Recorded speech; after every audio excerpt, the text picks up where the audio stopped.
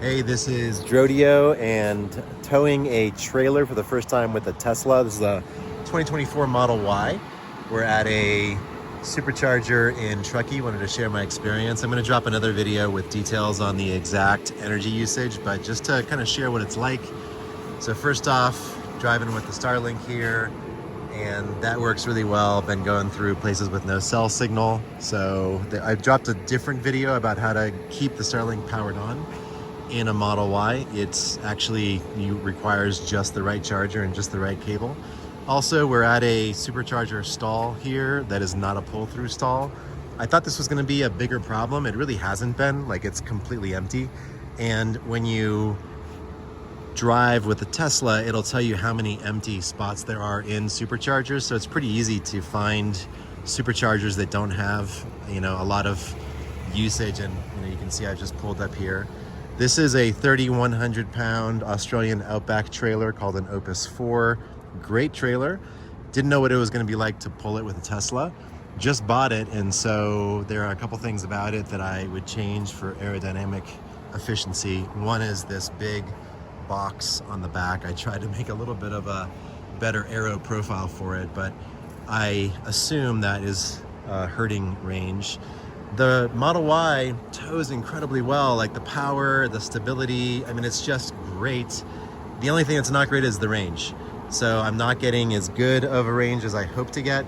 I am getting about 100 to 150 miles per charge. I'm not generally charging to 100%. I usually charge for 20 minutes or so because, as many of you probably know, when the battery is empty, it charges the fastest. So you can charge a lot faster from 0 to 50 or 60% than from 60 to 100%. So it's actually a lot better to just charge more often, and then you end up going about 100, 110, 150 miles depending on elevation change. I'll show the energy usage graphs here. So again, I'll drop another video with more details, but we can see over the past 100 miles I've been averaging 711 watt hours per mile. Over the past 200 miles, 672. I can get it down to 550 if I go slowly enough. So if I were to be going 55 miles an hour, then it's a more reasonable watt hour. It really goes up fast when I'm going 80 miles an hour, which you can do in some states with a trailer, but not in California.